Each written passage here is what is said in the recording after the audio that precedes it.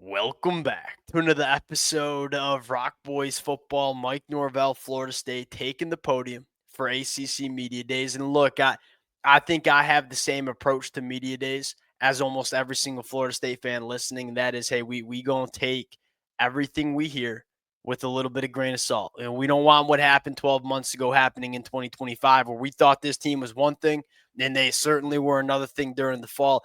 That being said, I do think there are some things that you can learn from what Mike Norvell and some of these players had to say. By far, bar none. I really want to talk about Tommy Castellanos and what he's saying about Alabama. That's not important. What is important is, hey, can you learn a little bit around some of these players on this roster? The thing that was most intriguing is that Mike Norvell did give some love to some true freshmen that he thinks going to play a role for Florida State in 2025. And I would argue that's one of the more important storylines to monitor as we roll into fall camp, as we roll into 2025 for a couple of different reasons. Number one, there are a few players on this roster who are entering their first year at Florida State as freshmen that are going to need to play for Florida State. We'll get into some of those players. But number two, look, if Florida State wants to get back some momentum and inject some confidence within the fan base that this program is heading back in the right direction, you got to show two things. You got to show, one, you're evaluating at the high school ranks better.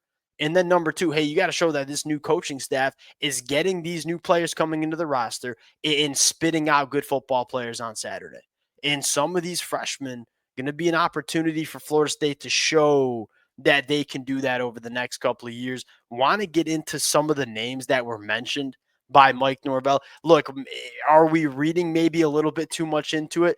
You certainly could make that argument, but some of these freshmen really do excite me rolling into fall camp. And fall camp, that's when we figure out what freshmen are actually going to make it happen in 2025 when you are practicing almost every single day and you are in the meeting rooms in the film room every single day. The freshmen start to show if they're not only going to be talented enough. Normally you kind of know they're talented enough, but are they going to be consistent enough to be trusted in 2025? Fired up to get into it. Before we do, and as always, the Florida State fans, appreciate you guys, and buckle in. Is probably the best way for me to put it. The next couple of weeks, before we kick off against Alabama, gonna be really fun to talk about this program.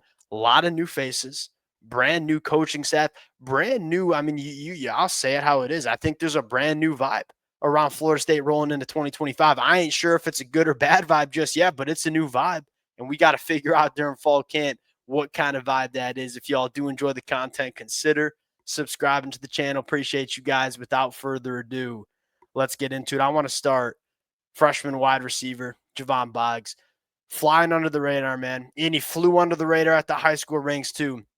Javon Boggs ain't no Hakeem Williams. No, he ain't going to walk into a room and make your jaw drop. He is not going to wow you with the crazy track times or crazy athletic profile. But what he does really wow you with is how good of a football player he was throughout his high school career. I mean, 4,300 receiving yards, 50 touchdowns. His senior year, 99 catches for 2,100 yards, over 20 touchdowns. Find me a wide receiver across the country that has that kind of production coming into a college football program.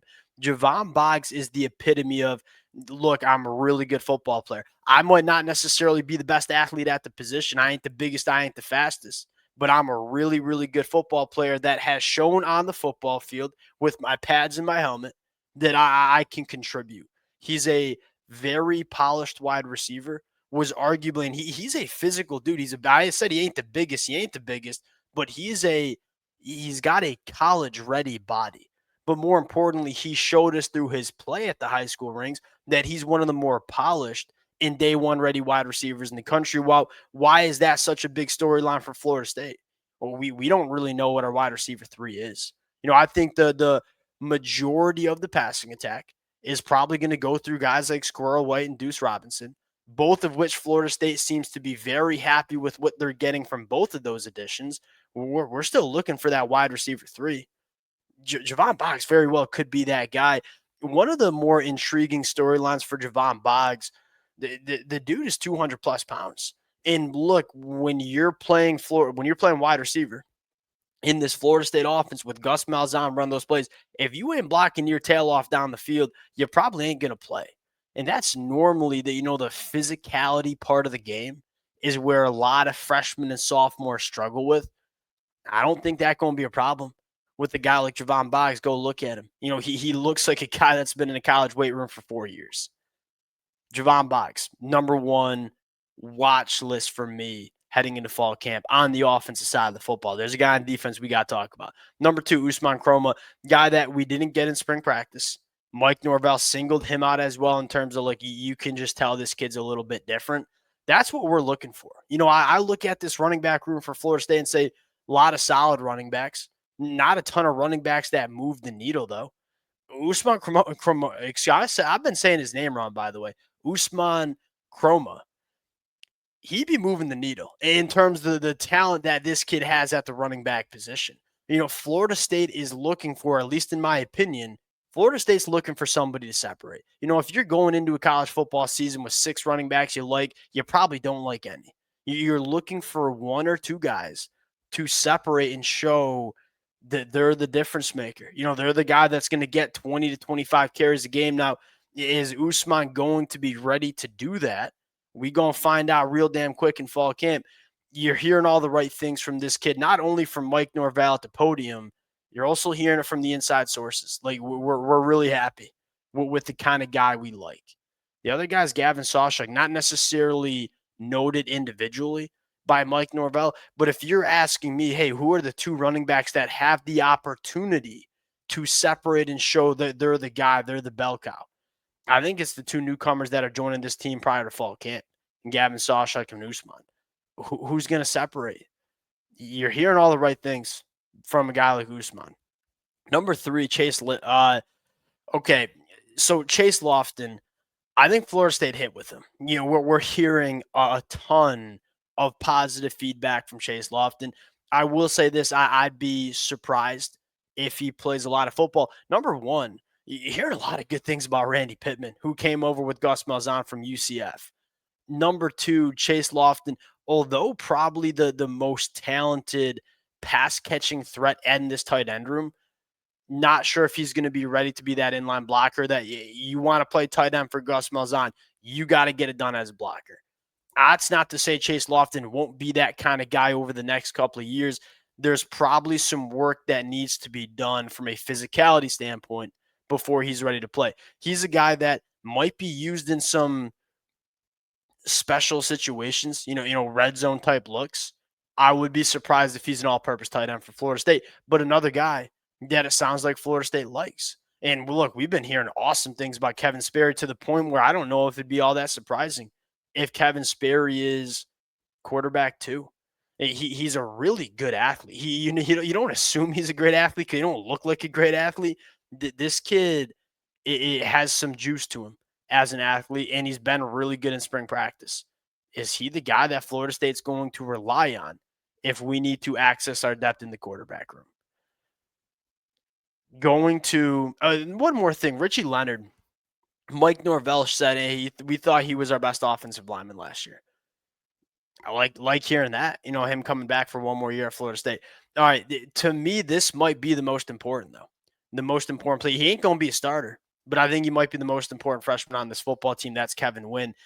It's been eerily quiet from a guy like Kevin Wynn.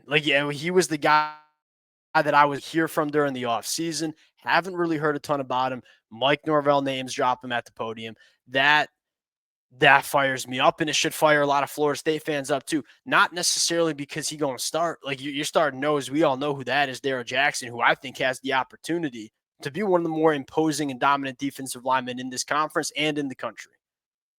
What's the depth look like? This is such a crucially important role in the Tony White defense. They had some really, really good guys on the inside at Nebraska that kind of made that Nebraska defense as good as it was under Tony White the last 2 years. We know Darryl Jackson can do it, but Darryl Jackson can't do it every single snap, right? You ain't going to have this kid play 70, 80 snaps a game. You got to have guys that you can rotate in.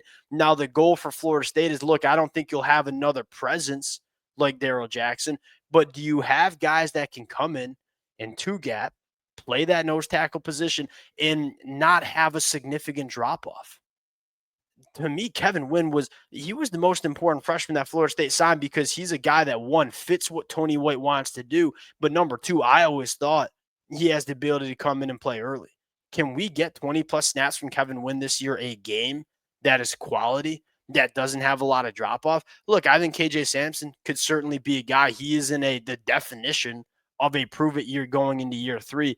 I'm looking at Kevin Wynn and saying, hey, like it or not, we gonna need you. We are going to need you to play quality football in a rotational manner. Can you do that and not have a significant drop off on the inside? Hey, look, this 3-3-5 defense, it only works if you have defensive linemen that can win at the point of attack.